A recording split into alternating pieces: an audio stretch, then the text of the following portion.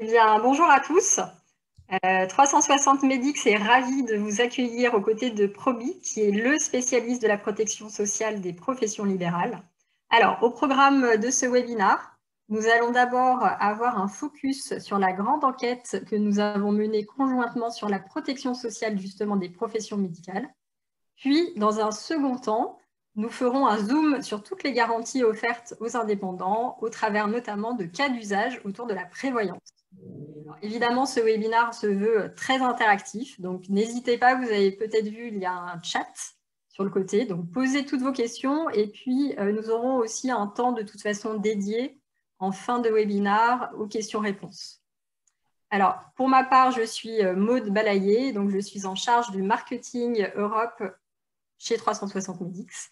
Et donc, je vais laisser la parole tout de suite à nos experts de chez Promi, Olivier Delucigny et Antoine Genoudet.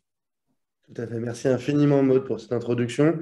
Antoine et moi sommes des associés de... je pense qu'il y a un autre son. Attendez, une petite seconde, petite erreur technique. Nous sommes les associés de Promi.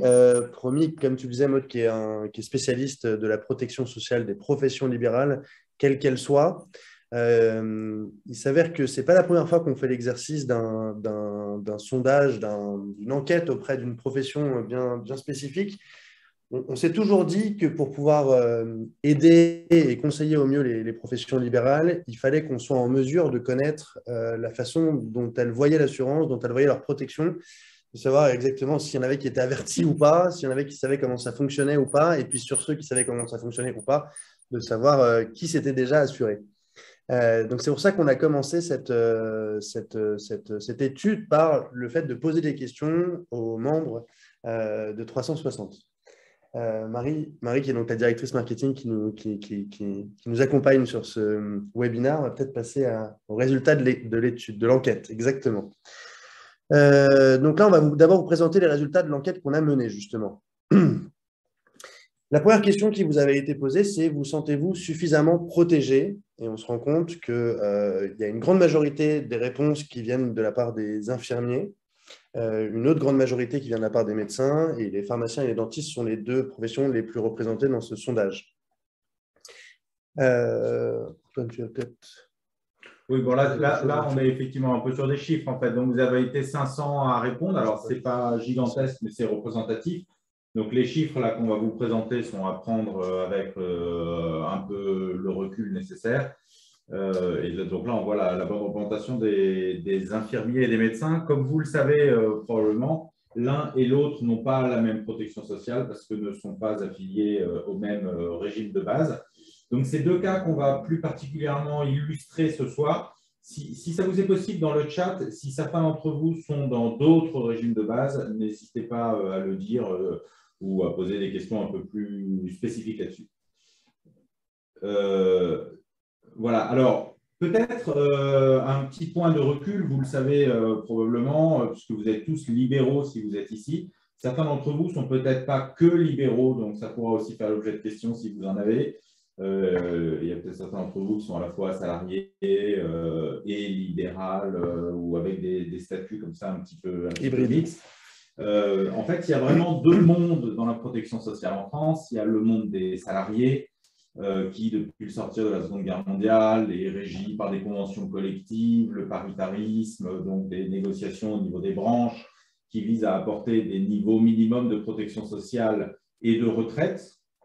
Et le monde des indépendants où, effectivement, tout ce qui est collectif en termes de protection sociale est beaucoup plus faible, charge aux indépendants individuellement de comprendre ce qu'ils ont déjà, qui est plus compliqué parce que c'est différent en fonction des professions, et le cas échéant, de venir boucher les trous de la protection sociale. Ce qu'on appelle la protection sociale, c'est quoi? Parce que c'est un petit peu là-dessus qu'on a axé l'étude. C'est trois briques principales. Après, on peut venir rajouter tout un ensemble d'autres choses. C'est la santé, donc l'accès à la santé et aux soins. C'est ce qu'on appelle la prévoyance, c'est-à-dire c'est qu'est-ce qui se passe si pour une raison X ou Y on ne peut plus travailler ou si on décède. Donc c'est le fait de protéger son niveau de vie en cas d'incapacité à un petit moment ou très longtemps à travailler et donc à générer votre chiffre d'affaires. et c'est la retraite, c'est-à-dire c'est le fait de préparer le maintien de votre niveau de vie à très long terme. Donc, comme je vous disais, les salariés, à peu de choses près, ne s'occupent de rien. Les indépendants ont la responsabilité de s'en occuper beaucoup plus fortement. Alors, ce qui est compliqué, c'est que les indépendants sont, en fonction de leur métier, affiliés à 12 caisses différentes. Donc, les avocats n'ont pas la même caisse que les infirmiers, qui n'ont pas la même caisse que les dentistes, qui n'ont pas la même caisse que les médecins, etc. Donc, en fait, il y a effectivement 12 régimes de base qui équipent les indépendants. Et donc, une des premières choses qu'on souhaitait savoir, c'était, étant donné que c'est compliqué, de savoir, profession par profession, s'il y a un niveau de compréhension plus ou moins important sur ce que vous avez déjà par vos caisses, que ce soit la CAMF, la Carpinco, mais il y en a, comme je vous disais, il y en a 12, et sur les professions médicales et paramédicales, il y en a aussi plusieurs. Il y en a une pour les vétérinaires, une pour les pharmaciens. Donc, on se rend compte à peu près que la moitié d'entre vous connaissent mal ou très mal votre régime de base. C'est le premier enseignement. Alors, ce n'est pas du tout, je pense que vous en connaissez le nom, vous savez tous où est-ce que vous êtes affilié. De là à savoir ce que vous aurez à la retraite ou ce que vous aurez si vous ne pouvez plus travailler ou ce qui se passe si vous mourrez, c'est autre chose. Hop. On va passer à la slide d'après. Donc, effectivement, quand on fait un petit focus là-dessus, on se rend compte que à la Carpinco, donc la Carpinco, en fait, c'est le régime de base des auxiliaires médicaux. Il y a encore une compréhension moindre de ce régime de base. La CAMF, c'est pour les médecins, il y a une compréhension qui est plutôt meilleure. Alors, effectivement, une des raisons qui peut expliquer cela, et on va tout à l'heure revenir dessus, c'est qu'à la Carpinco, c'est un petit peu plus complexe de comprendre vos droits, parce que ça dépend de beaucoup de choses. Ça dépend notamment de votre situation de famille, ça dépend de savoir si vous avez ou pas des enfants, mais des enfants à charge, mais qu'est-ce que c'est qu'un enfant à charge, etc. Donc, il y a effectivement au sein de votre prévoyance Carpinco, il y a tout un ensemble de subtilités dans le calcul ou la compréhension de vos droits qui fait qu'on ne peut pas dire la Carpinco, si vous arrive ça, bah c'est bim, c'est temps. Ça tient beaucoup plus compte de vous. La CAMF, il y a un autre niveau de complexité, mais c'est un petit peu plus simple. C'est qu'effectivement, il y a plusieurs classes de cotisation. Ces classes dépendent du revenu. Et effectivement, en fonction du revenu, il y a des droits qui vont être différents pour les médecins libéraux en fonction de leur revenu. Mais on va dire que ça utilise quand même un tout petit peu moins de subtilité personnelle sur la situation de famille.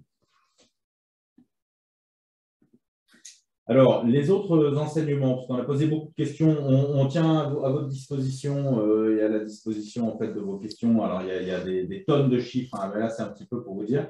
Vous avez tous eu un droit complémentaire qui s'est ajouté au mois de juillet 2021, dont vous avez peut-être entendu parler, qui est l'UNAPL, en fait, qui est l'association qui regroupe les professions libérales, qui a négocié donc, pour l'ensemble des professions libérales, sauf les avocats, ça ne vous concerne pas aujourd'hui, une garantie supplémentaire de prévoyance qui est pour les arrêts à partir du 4e jour, puisque la totalité de vos régimes de base avant juillet 2021 ne commençait qu'au 91e jour d'arrêt de travail. Donc, vous aviez 90 jours où il n'y avait rien du tout. Et là, il y a quelque chose de nouveau qui s'est mis en place pour justement les arrêts de travail entre le 4e et le 90e jour. On a cherché à comprendre si vous aviez compris le sujet et si c'était clair.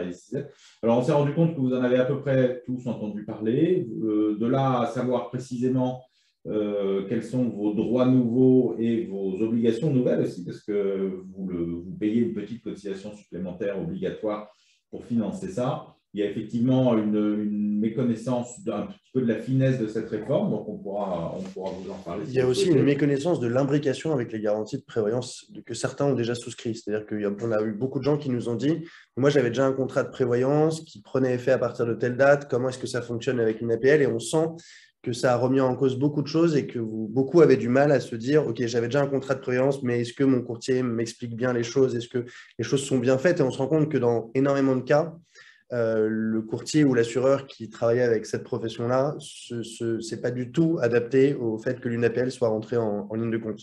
Voilà, pour petit rajout. Alors, sur la réforme des retraites et sur la retraite, alors effectivement, force est de reconnaître que c'est quelque chose d'horriblement compliqué, le système des retraites en France. C'est quelque chose d'horriblement compliqué aussi d'estimer la retraite qu'on aura, ou parce qu'il faut tenir compte de toutes les années qu'on a derrière nous, mais il faut aussi fixer des hypothèses sur les années qu'on a devant nous avant la retraite. Donc, c'est quelque chose de compliqué. Il y a un niveau de complexité qui est venu se rajouter avec le projet de réforme juste pré-Covid, qui finalement a plus ou moins capoté, mais où il était question d'envoyer un peu tous ces systèmes de branches professionnelles par le fond pour fusionner tout ça dans une retraite universelle par points, qui aurait modifié tous les taux de cotisation, tous les droits, avec des problématiques aussi de gestion des acquis, donc qu'est-ce qu'il advient du passé, etc. Donc là, on s'est rendu compte qu'il y avait franchement un nuage assez opaque et que ce n'était pas du tout évident pour vous de comprendre ce qui se passait, quels étaient les enjeux.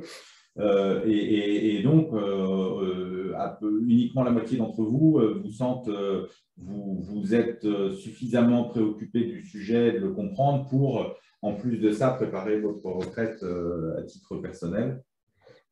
Voilà. Alors, ce qu'on vous propose, donc, là, on va faire un petit focus sur la prévoyance. En fait, pourquoi la prévoyance? Parce que c'est véritablement la brique de protection sociale la plus importante, dans le sens où c'est celle sans laquelle vous courez de très, très, très gros risques. En fait, pour reschématiser, je vous disais, la protection sociale, c'est d'un côté l'accès aux soins et à la santé. Alors, en France, on a quelque chose d'un peu unique et d'un peu spécifique, qui est la sécurité sociale, on va dire, qui couvre les grands risques de santé. Et après, on peut rajouter des complémentaires santé qui vont rembourser plus ou moins, voire des surcomplémentaires, etc. Donc, on va pouvoir accéder plus facilement aux soins. Mais on va dire que même pour quelqu'un qui ne s'en serait pas occupé, s'il lui arrive quelque chose de très grave, enfin, vous êtes beaucoup, beaucoup mieux placé que nous pour le savoir, les gens sont soignés. La prévoyance, en revanche, il y a des vrais trous dans la raquette et on se rend compte qu'on a tous peu ou prou l'impression que la France est une grande crèche et que quoi qu'il se passe, s'il nous arrive quelque chose de grave, il y aura des mécanismes qui nous permettront d'être des amortisseurs sociaux réels. Mais en fait, ce n'est pas vrai. Il y a des vrais trous dans la raquette et par conséquent, il y a des professions entières ou des cas entiers où quand vous ne pouvez plus travailler et que vous n'avez plus de revenus, en fait, il n'y a absolument rien de prévu. Et donc, si vous ne vous en occupez pas, il y a des drames sociaux, des drames individuels de gens qui n'ont pas suffisamment essayé de voir ce qu'ils avaient déjà et puis après qui ont mis en place des mécanismes personnels et individuels de prévoyance. Donc, c'est effectivement la chose la plus importante. Et après, la retraite, on le voit, c'est un risque de ne pas du tout préparer sa retraite, mais c'est un risque à un peu plus long terme. Donc, effectivement, donc on a l'habitude de dire que la prévoyance, c'est un peu la brique de base. Ce n'est pas forcément du tout très cher, d'ailleurs, une prévoyance. Plus le régime de base est faible, plus effectivement, il faut compenser sa faiblesse et potentiellement, c'est des contrats qui coûtent un peu plus cher. Mais vice-versa, plus le régime de base est important, moins il y a besoin de compléter. Il faut juste compléter les quelques trous qu'il y a dans la raquette. Et dans ce cas-là, ça peut coûter, il y a certains clients, même jeunes, qui s'installent, qui ont des contrats de prévoyance qui peuvent coûter moins de 15 € par mois. Donc, on n'est pas du tout forcément sur des contrats chers. Alors, la prévoyance? La prévoyance, en fait, c'est un contrat qui est divisé en 3 grands blocs. Le premier bloc, c'est le bloc qu'on appelle l'arrêt de travail, qui vous permet, du premier jour en définitive jusqu'à la fin de la 3e année, de toucher ce qu'on appelle des indemnités journalières qui sont forfaitaires. Quel que soit l'arrêt de travail, alors il faut bien évidemment ensuite considérer la façon dont c'est pris en compte par votre contrat de complément, mais une maladie, une hospitalisation, un accident vous permettent de vous mettre en arrêt et donc vous permettent de toucher les indemnités journalières qui sont différentes en fonction du régime de base, comme l'expliquait Antoine, et différentes spécificités de votre régime de base, mais qui sont aussi paramétrables dans votre contrat de complément. À partir du premier jour de la 4e année, vous n'êtes plus considéré comme en arrêt, mais vous êtes considéré comme en état d'invalidité. L'objectif de votre régime de base et l'objectif de l'assureur de complément, ça va être de déterminer à quel point l'affection à laquelle vous êtes, l'affection qui vous impacte, vous empêche d'exercer votre métier. Est-ce que vous ne pouvez plus du tout exercer? Est-ce que vous pouvez exercer à temps partiel? Et en fait, en fonction donc de ce qui va être de votre état et de la façon dont on va le considérer, l'assureur et le médecin qui travaille avec votre assureur, va vous être attribué ce qu'on appelle un taux d'invalidité. Taux d'invalidité qui va déclencher une partie de la rente qui vous est due par votre régime de base et que vous avez prévu dans votre contrat de complément. Cette garantie d'invalidité, comme le disait Antoine, c'est probablement pour vous le plus gros trou dans la raquette, parce que toutes les professions médicales ont une vraie carence à ce niveau-là. C'est que dans la plupart des cas, si vous n'êtes pas lourdement impacté en termes de taux d'invalidité, vous ne déclenchez absolument rien. C'est pour ça qu'un complément est hyper important, parce que dans ce complément, vous demandez à l'assureur de déclencher avec un seuil d'intervention qui est très bas, une rente qui commence à être assez substantielle, et ce qui permet clairement de vivre de façon décente. Surtout que cette garantie d'invalidité, elle va vous couvrir jusqu'à vos 67 ans, jusqu'à votre âge de départ à la retraite. Donc, c'est hyper important d'avoir prévu quelque chose, d'une part pour continuer de vivre de façon décente, et deuxièmement, il y a quelque chose que beaucoup de professionnels oublient, c'est que lorsqu'on est en état d'invalidité grave et qu'on ne peut plus du tout exercer, on est obligé de s'omettre de sa profession. Qui dit omission, dit aussi arrêt des cotisations, notamment pour la retraite. Et si on veut continuer de préparer sa retraite de façon efficiente, il faut bien évidemment pouvoir le faire à titre privé. Et ça, c'est la garantie d'invalidité qui le permet jusqu'à ses 67 ans. La dernière garantie dont on parle, c'est la garantie de décès. Bon, là, je n'ai pas besoin de grandes explications. Hein. Vous n'êtes plus en capacité de... Vous mourrez, vous léguez à vos ayants droit un capital qui leur permette de vivre. Ce que beaucoup oublient aussi sur le capital décès, c'est qu'il s'active pour une deuxième cause, qui est l'invalidité à 100%. Alors, je sais, ce n'est pas très joyeux la discussion d'aujourd'hui, mais bon, ce n'est pas notre métier d'être joyeux dans ce genre de cas. Le capital décès s'active en cas d'invalidité à 100% parce qu'on estime que votre état de santé nécessite un capital supplémentaire à la rente pour pouvoir adapter sa vie à telle ou telle situation. Ça, c'est la garantie de prévoyance, c'est l'assurance de prévoyance. Je ne sais pas si tu vas rajouter quelque chose, Antoine, là-dessus. Ok. On va rentrer en détail après. Ok, après on fera un peu le détail, on reviendra sur ces éléments, sur les deux régimes de base principaux. Avec des exemples, on a mis des exemples. Alors, l'UNAPL, ce qu'on a vu tout à l'heure, que c'était quelque chose de nouveau et qui n'était pas toujours très très clair. Donc, il y a effectivement depuis juillet 2021 un droit nouveau que vous avez, qui est qu'entre le 4e jour d'arrêt de travail et le 90e jour d'arrêt de travail, vous avez la possibilité d'avoir donc des indemnités journalières, c'est-à-dire de recevoir quelque chose par jour d'arrêt de travail. Ce quelque chose, il est calculé sur la base de vos revenus moyens des 3 dernières années, et c'est la moitié de la moyenne de vos revenus des 3 dernières années. Alors, se pose après la question, s'il y en a certains d'entre vous qui commencent à travailler ou qui ont cotisé dans d'autres caisses, donc effectivement, on ne retiendra pas les 3 dernières années, donc là, c'est des cas un peu plus spécifiques, qui ne sont pas toujours très clairs. Honnêtement, c'est une réforme qui est très, très intéressante en termes de droit pour vous, parce que, effectivement, avant, vous n'aviez rien jusqu'à 90 jours d'arrêt. Là, vous avez quelque chose, mais la mise en œuvre est un petit peu bazardesque.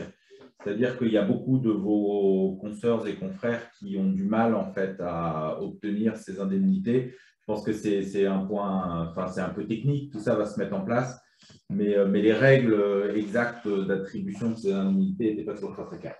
Donc en gros, voilà, retenez que maintenant à partir du 4e jour d'arrêt de travail, vous avez la moitié de votre revenu moyen des 3 années précédentes qui est supposé vous être versé. Donc, on prend votre revenu, on le divise par 365, puis on vous verse ça par jour. Enfin, on vous le verse mensuellement, mais en fonction du nombre de jours réels d'arrêt. Il y a un plafond qui est très élevé. C'est un plafond qui est calculé en multiples de passes. Et donc, ça peut monter jusqu'à 5 000 € par mois d'indemnité. Donc, c'est effectivement très élevé. Et il y a aussi un plancher pour les gens qui auraient eu des très petits revenus, qui est de 660 € par mois. Alors ça, c'est quelque chose de très intéressant. Et au 90e jour, donc si vous êtes dans des arrêts longs, ça rebascule sur les modalités de calcul d'indemnité journalière de votre régime de base. Alors, au même titre que pour votre régime de base, ça ne tient pas du tout compte de vos frais professionnels. On va y venir. il y a la plupart d'entre vous, vous savez que quand vous générez du chiffre d'affaires, il y a une partie de ce chiffre d'affaires qui sert à payer vos frais professionnels. Ces frais professionnels, ils sont de deux ordres. En fait, il y a vos charges sociales obligatoires et vos frais, éventuellement, je ne sais pas, de véhicules, de locaux, peut-être d'avoir un salarié ou choses comme ça. Donc, les frais de fonctionnement de votre organisation. Et puis, une fois que vous avez retiré tout ça, bah, il y a après donc, votre BNC, qui est l'équivalent de votre revenu net imposable. Donc là, on est bien en train de parler que ça va maintenir 50% de votre revenu net imposable, mais ça ne couvrira pas non plus le maintien de vos frais professionnels. Alors, faisons un petit focus, je vais faire la carte INCO sur la carte. Oui, exactement. Alors, la carte INCO, donc c'est la branche de tous les auxiliaires médicaux, les principaux étant les infirmiers et infirmières. Comme disait Olivier, 3 grands morceaux. En cas d'arrêt de travail, en cas d'invalidité, en cas de décès. En cas d'arrêt de travail, donc la carte INCO intervient à partir du 91e jour d'arrêt. Pour les 90 premiers, on vient de le voir avec une APM, c'est 50% de votre revenu. Et à partir du 91e, alors c'est assez élevé en fait comme niveau de maintien de votre revenu. Donc, c'est 1 663 € par mois plus 499 € par mois par enfant à charge. On entend par enfant à charge des enfants jusqu'à l'âge de 26 ans s'ils font des études. Plus, alors ce dernier petit plus, il ne faut pas trop le retenir, mais c'est plus 302 € par mois si votre conjoint est à charge. Et là, pour le coup, il faut un niveau de revenu qui est extrêmement faible. Donc, sauf à avoir un enfant à charge. Mais, donc, ça veut dire qu'un infirmier ou une infirmière qui aurait 2 enfants à charge, pas forcément à charge seule, hein, ça peut être à charge dans son foyer, aurait un maintien de revenu de l'ordre de 2 663 €, enfin 2 161 € par mois. Ce qui est important, c'est qu'effectivement, je pointe du doigt un des premiers trucs qui manque, c'est qu'il y a là-dedans, ça couvre votre revenu, mais absolument pas les frais de votre organisation libérale. Donc, en fait, ce qui se passe pour certains de vos confrères qui n'auraient pas pris des dispositions par ailleurs, c'est que cet argent passe en fait à maintenir le loyer, la voiture, le leasing, peut-être le salarié, l'assistante qui pourrait travailler, etc. Donc, en fait, on est quand même sur quelque chose qui a pour vocation de maintenir le revenu, mais qui est très insuffisant pour maintenir votre activité, qui est à la fois un revenu, mais aussi une petite organisation avec des frais qui sont affichés. Deuxième brique, en cas d'invalidité. Alors là, pour le coup, c'est beaucoup plus problématique. Parce que, comme disait Olivier, quand vous êtes invalide, malheureusement, ça ne veut rien dire, en fait. Vous êtes invalide combien? C'est ça la question qui se pose. Et en fait, on va définir un taux d'invalidité. Ce taux d'invalidité, il va être à dire d'experts. Donc, il y a à la fois des grilles, mais il y a un certain nombre de choses. Donc, on va définir un taux d'invalidité et la carte INCO va vous verser une rente en fonction de ce taux d'invalidité. La carte INCO, de notre point de vue, n'est pertinente sur cette rente que si vous êtes invalide à 100%. Invalide à 100%, en fait, c'est terrible. Hein, c'est que vous êtes déclaré totalement invalide et pour faire votre métier et pour en faire tout autre. Parce que ce n'est pas un taux d'invalidité qui est exclusivement pour appel professionnel. Donc, en fait, partez du principe qu'à la carte INCO, vous êtes à peu près correctement couvert sur le maintien de vos revenus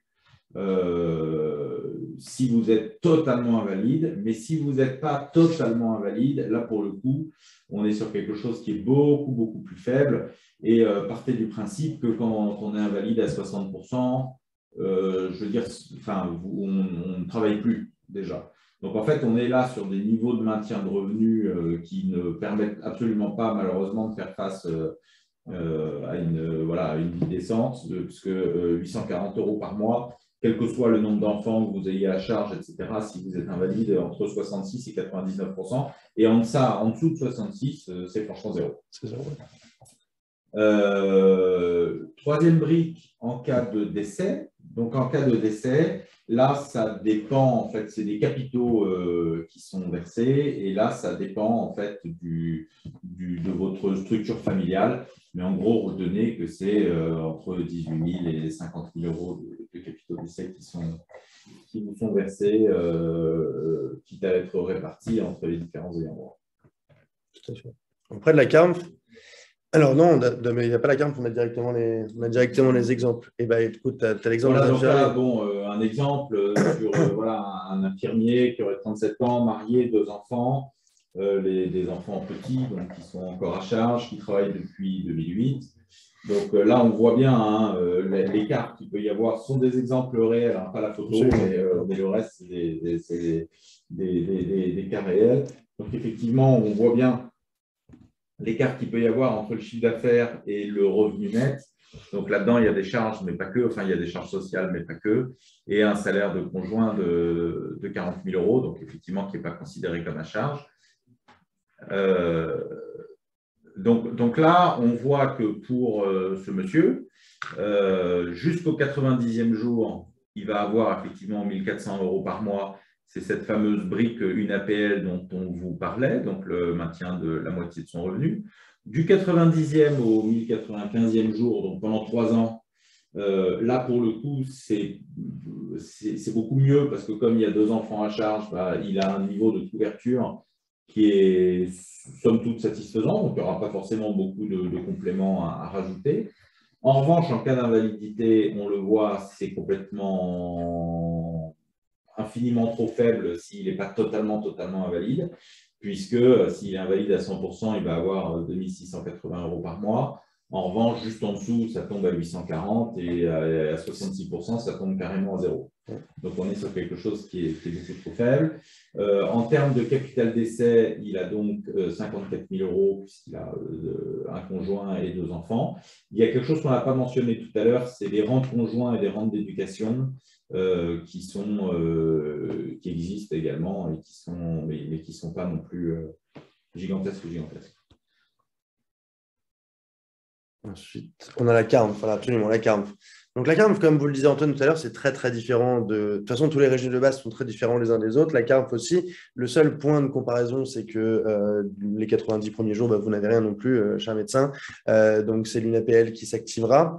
Ensuite, les garanties d'indemnité journalière vont de 2 030 euros à 4 050 euros par mois en fonction de votre classe de cotisation, A, B ou C. Bien évidemment, pas une seule prise en charge des frais professionnels, mais d'ailleurs, ce n'est jamais le cas dans aucun régime de base. En cas d'invalidité, donc à partir du premier jour de la 4e année, si vous êtes invalide à 100%, vous touchez entre 1 300 et 2 150 euros toujours selon votre classe de cotisation, plus 600 euros par mois par enfant à charge. Là, vous remarquerez qu'en dessous de 100%, vous n'avez absolument rien. Donc, il n'y a pas cette histoire de 66 à 99%. C'est soit 100%, soit zéro. En cas de décès, un capital qui est prévu forfaitaire qui est de 60 000 euros, plus une rente conjointe en fonction de la durée de la cotisation, plus une rente éducation qui est de 680 euros par mois par enfant à charge. Je veux bien que tu prennes l'exemple, s'il te plaît, Marie, parce que l'exemple est assez édifiant. Donc, on a pris l'exemple d'une médecin. Encore une fois, c'est un exemple concret avec qui on a eu à travailler et à créer en tant que courtier un complément de prévoyance. C'est une cardiologue de 30 ans, célibataire sans enfant, qui travaille depuis 2017. Qui touche 148 000 euros de chiffre d'affaires et donc 102 069 euros de revenus nets et qui cotise en classe C. Marie, je veux bien que tu passes à la slide suivante. Et d'ailleurs, je vais rajouter un point important que tu n'as pas abordé, Antoine, et qui, je pense, est assez important de rappeler, c'est que tu parlais beaucoup des frais professionnels, dans le sens frais fonctionnels de la structure, mais tu ne parlais pas des charges sociales. Et il faut que la plupart d'entre vous sachent une chose, c'est que lorsque vous vous mettez en état d'arrêt de travail, hein, je parle bien de l'arrêt de travail, les différentes institutions, notamment l'URSSAF et votre régime de base, vont continuer pendant quelques mois à appeler leurs charges sociales. Pendant 1 an. Alors, il s'avère que c'est pendant 9 mois, si tu arrêtes d'être en arrêt pendant la fin du 9e mois, tu payes toute ta poche. Et si jamais tu es en arrêt plus de 9 mois, donc 10 mois, il y a un remboursement d'une partie des charges sociales. Donc, c'est un peu encore obscur. Toujours est-il que on a tendance à rencontrer des professions libérales qui nous disent « oui, moi, je provisionne ». Et en fait, on se rend compte que les provisions qui sont faites à titre professionnel sont en général insuffisantes. C'est pour ça qu'il faut faire très attention dans un contrat à avoir ces frais professionnels qui sont remboursés, notamment pour les charges sociales. Donc, comme vous le voyez, pour cette fameuse médecin, vous avez un maintien de revenu avec une APL qui est de 4 250 € par mois pendant les 3 premiers mois, à partir du 4e mois, de 4 137 jusqu'à la fin de la 3e année. En cas d'invalidité, absolument rien, mis à part les 2 100 € en cas d'invalidité à 100% jusqu'à ses 67 ans. Et en cas de décès, le capital à 60 000 €. Comme elle est célibataire et sans enfant, on n'a pas mentionné, bien évidemment, les rentes. Toujours les mêmes sur ça. Non, non, c'est bon. Non, je les ai mentionnés juste avant les rentes.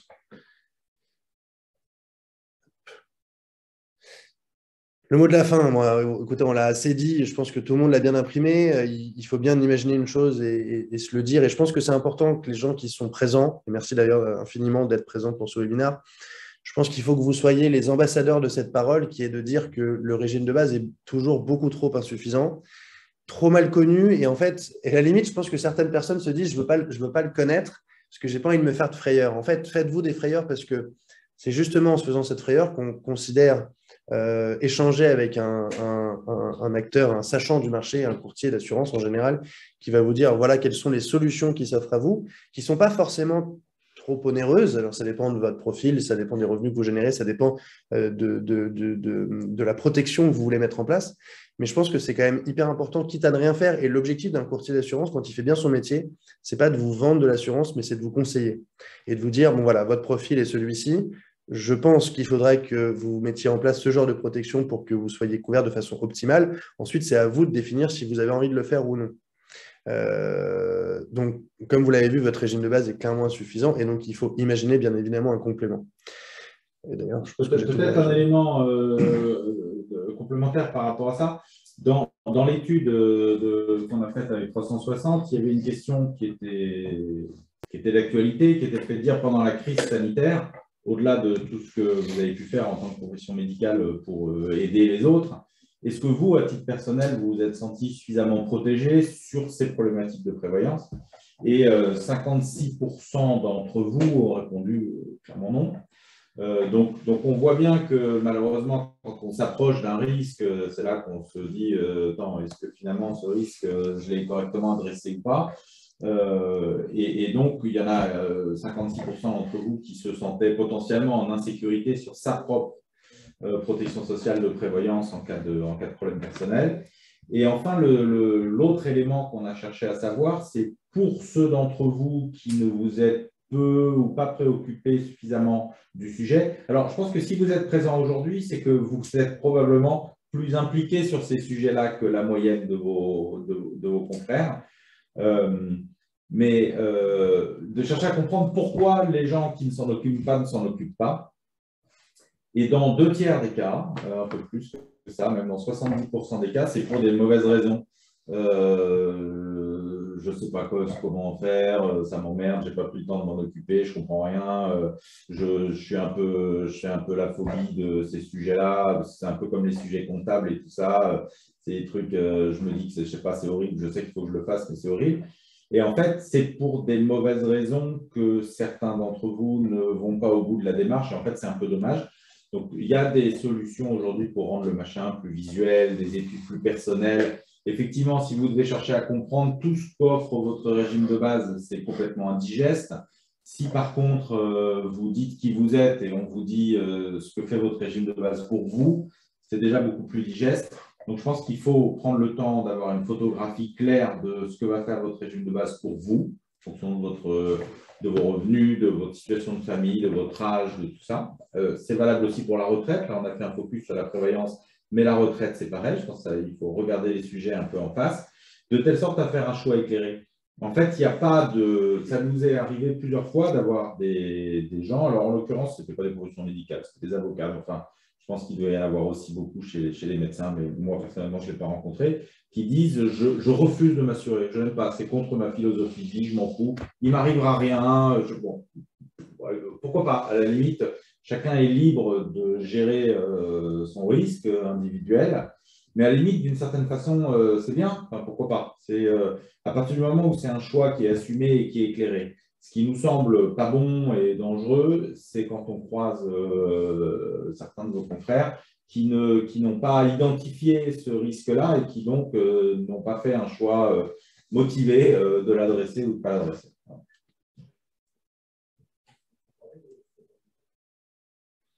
Bon, là, il y a une petite bibliographie, on va peut-être pas. Non, mais ça si vous prenez et je pense que maintenant, puisqu'il nous reste effectivement une vingtaine de minutes à passer ensemble, si vous avez des questions, plutôt à vous maintenant. on est plutôt preneur.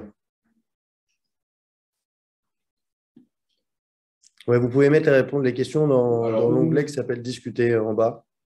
Ou cliquez sur Discuter, vous avez des questions, voilà, ou vous activez vos micros. Et on non, les micros, on ne pourra pas.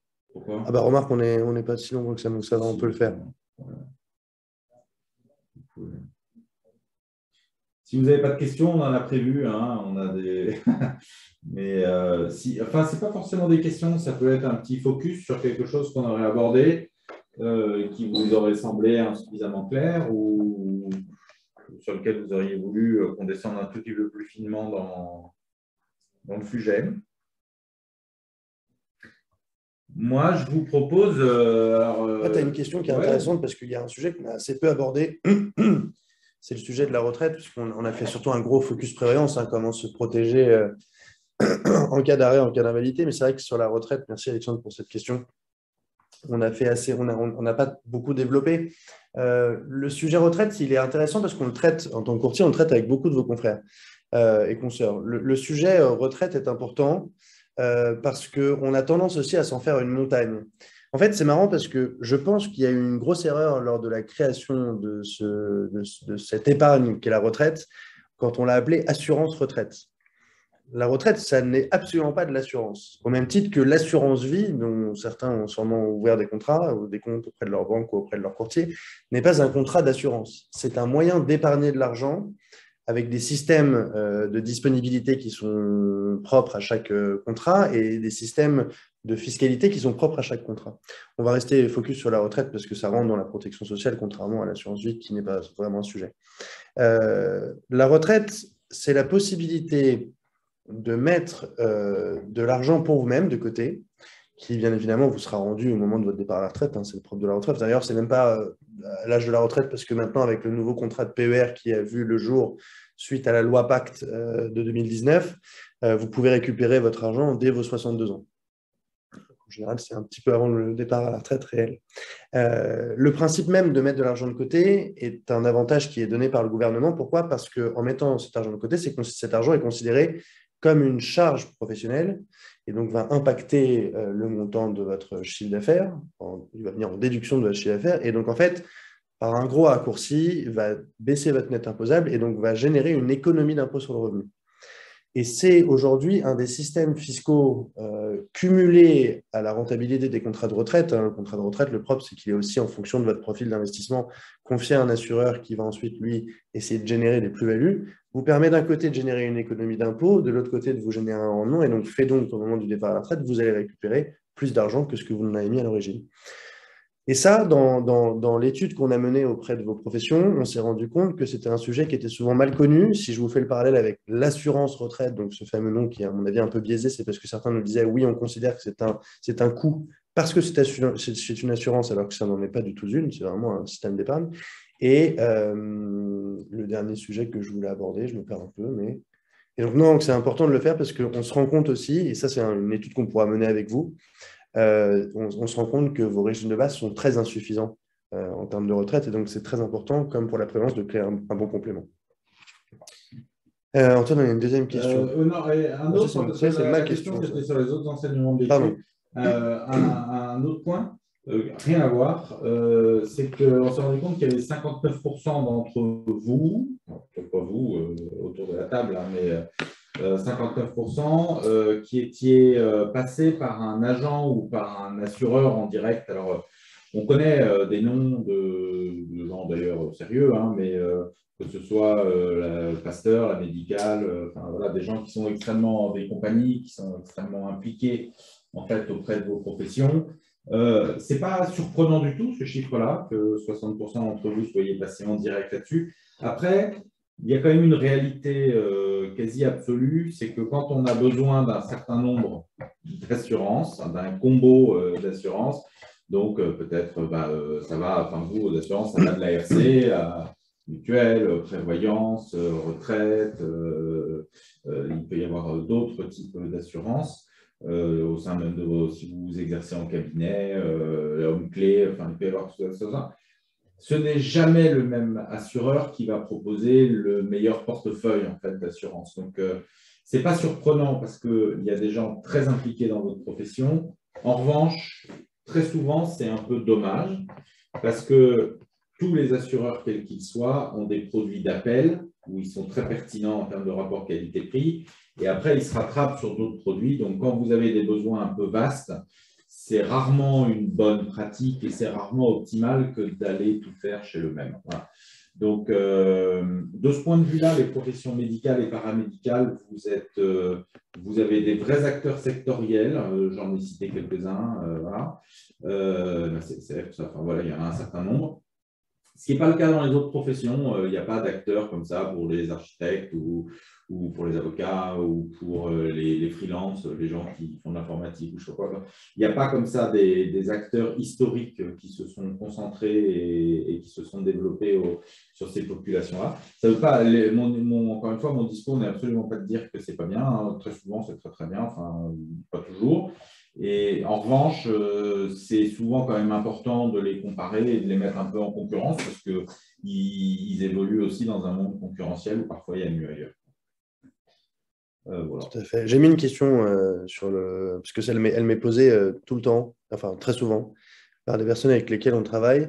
Si je suis à la fois libéral et salarié à l'hôpital, comment ça marche? Comment ça fonctionne? En fait, j'allais dire, c'est assez simple. Oui, c'est assez simple parce que nous, on connaît la réponse. Finalement, quand on ne la connaît pas, ce n'est pas si simple que ça.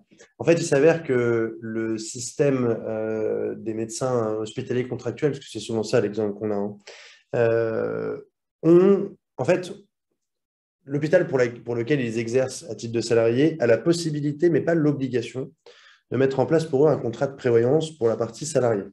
Donc, on a certains de nos clients qui arrivent en disant « mais moi, je suis déjà couvert par mon hôpital » et certains qui nous disent « je ne suis pas couvert par mon hôpital ».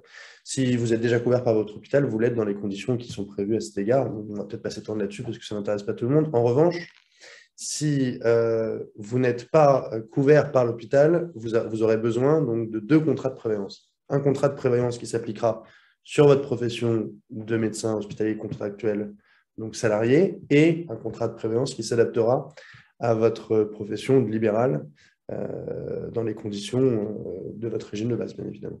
Je pense que c'est la meilleure façon de répondre à la question de façon succincte. Est-ce qu'il y a d'autres questions potentiellement? Ou alors, sinon, je rajoute une question qu'on me pose de temps en temps. Moi, s'il n'y a pas de questions, je vais couper l'herbe sous le pied d'une. Qui est celle de comment est-ce qu'il y a un espèce de concept un peu fumeux sur l'invalidité fonctionnelle, professionnelle, tout ça, et qui est très importante pour les professions médicales. Ce n'est pas toujours très clair. En gros, il y a 2 types, je vais schématiser, si vous voulez, on rentrera plus dans le détail. Il y a 2 types d'invalidité. Ce qu'on appelle l'invalidité fonctionnelle, c'est à quel point mon corps peut encore, s'il manque un doigt, il manque un doigt. Et quelle que soit, toute chose égale par ailleurs, un doigt est égal à un doigt. Ça, c'est le concept d'invalidité fonctionnelle. Et le concept d'invalidité professionnelle, c'est un autre angle d'analyse. C'est telle invalidité fonctionnelle, à quel point elle m'handicape dans l'exercice de mon métier. Donc, pour reprendre l'exemple du doigt, parce que c'est l'exemple que tout le monde cite, c'est s'il manque un doigt, tout le monde il manque un doigt. Par contre, si je suis dentiste et qu'il me manque un doigt, ça n'a pas les mêmes conséquences que si je suis avocat. Si je me fais mal au dos, ça n'a pas les mêmes conséquences si je suis kiné ou infirmier que si je suis architecte. Donc, en gros, d'un côté, on va estimer l'invalidité fonctionnelle de l'individu et de l'autre côté, on va aller estimer l'impact que ça a sur sa capacité ou sur le niveau, à quel point ça l'invalide dans l'exercice de son métier, pas dans l'exercice de tous les métiers, de son métier. En fait, c'est quelque chose qui est extrêmement important pour vous, les professions médicales et paramédicales, parce que vous êtes des professions où votre corps est beaucoup plus encore que dans beaucoup d'autres professions un outil de travail, quoi. Donc, il faut bien regarder ce point-là. Il y a effectivement, alors la plupart des contrats de prévoyance qui vous sont proposés sont avec des taux d'invalidité professionnels. Donc ça, il faut bien rester là-dessus parce qu'effectivement, l'idée, c'est quand même que vous mesuriez votre invalidité dans votre capacité ou pas à continuer à faire votre métier. Maintenant, il y a dans beaucoup de contrats des petites subtilités, des petits machins, des petits tableaux, voilà, sur lesquels il faut être extrêmement vigilant, mais c'est un point qui est important pour les médicaux. Ok. Il y a une question qui a été posée par Vincent qui est la réforme des retraites, ça en est où? Je te laisse y répondre parce que c'était quand même pas une La conversation réforme sur des les retraites, retraites. pour l'instant, ça n'en est effectivement nulle part. C'est quelque chose qui a été suspendu. Alors, vous l'aviez entendu donc très, très schématiquement. Il y avait eu un rapport qui s'appelait le rapport Delvoye. Suite à ce rapport, il y avait eu un projet de réforme des retraites qui visait en fait à prendre ces régimes, pas spéciaux, hein, mais ces régimes particuliers pour les professions libérales, pas que les professions libérales d'ailleurs, parce qu'après il y a tout un tas d'autres régimes en France, et de fusionner tout ça dans un espèce de grand régime, dans un espèce de grand de système de retraite qui soit universel, par points, donc où on cotiserait, où les libéraux auraient cotisé au niveau des salariés, c'est-à-dire de façon différente, par tranche de revenus, en fonction de 1 pass, puis de 1 à 3 passes et tout ça, bon bref. Ça a été suspendu pour l'instant. C'était quelque chose qui était assez compliqué. C'était aussi très compliqué parce qu'il fallait savoir quoi faire des droits acquis, quoi faire en fonction de l'âge des gens. Est-ce qu'on les passait d'un système à un autre? Donc, il y avait un âge à partir duquel on migrait, puis un âge à partir duquel on migrait plus et tout ça. Bon, tout ça, pour l'instant, a été suspendu. Après, il est possible que ces choses-là reviennent. Là, on n'est pas tous sans savoir qu'il y a des échéances politiques fortes. Les candidats sont en train de tous petit à petit de se positionner là-dessus. Donc, pour l'instant, je pense que ça a été suspendu. Le gouvernement a annoncé que si le dossier se rouvrait, il ne se rouvrira pas dans les mêmes conditions que ce qui était prévu. Voilà, donc, mais il est tout à fait probable qu'il y ait des réformes des systèmes de retraite dans les années à venir. Ce n'est pas forcément il faudra regarder si c'est mauvais, pas mauvais, tout ça. Voilà. Donc pour l'instant, ça n'en est nulle part.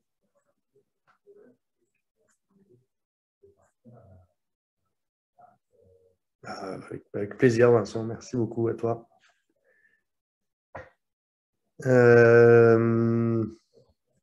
Quel est-il? 48. Je ne sais pas si vous avez d'autres questions. Si c'est clair, c'est important. Hein. Maud, est-ce qu'on te redonne la parole? Écoutez, oui, merci. En fait, ce que je vous propose, c'est qu'on mette le replay dans notre application 360 pour vous faciliter l'accès. Sinon, je ne sais pas si vous aviez d'autres questions, n'hésitez pas. Ok. Mais comme le dit Maud, on va mettre le replay dans l'appli 360. Bien évidemment, promis, je ne sais pas s'il y a un lien pour que les gens puissent nous joindre s'ils ont des questions supplémentaires. On peut leur répondre, c'est quand même un truc qu'on fait toute la journée. Tu peux peut-être, je ne sais pas, vous donner ton mail, ou on va vous donner un mail. Vous pouvez nous écrire un mail très simple, hein, c'est promis, promis@promis.fr. Voilà. C'est un petit peu voilà, merci infiniment, tout à fait. Promis@promis.fr, on va le poster dans le. Ça a été posté. Voilà, ça a été posté. Si vous avez des questions supplémentaires, n'hésitez pas à nous les poser. Hein. C'est notre métier que d'y répondre et d'accompagner les gens sur. C'est totalement gratuit. Absolument, c'est gratuit, donc n'hésitez pas. Et puis, on remercie infiniment 360, puisque c'était un plaisir d'avoir mené cette étude avec vous. Et puis, j'espère que ça se refera et puis qu'on pourra aider de plus amples professions libérales à comprendre leur régime et puis à envisager leur complément. Donc, si vous avez autour de vous, je parle aux personnes qui sont encore présentes, des gens qui cherchent à faire le point là-dessus et à y voir un peu plus clair, 360 et Promis sont à leur entière disposition. Merci Alexandre pour le site. Ça fait très plaisir. Merci infiniment. Écoutez, on vous souhaite à tous de passer une excellente soirée et puis on vous dit à très bientôt. Merci beaucoup. Au revoir. Très bonne soirée à tous et à bientôt, Promis. Merci beaucoup, Maud. Bonne soirée.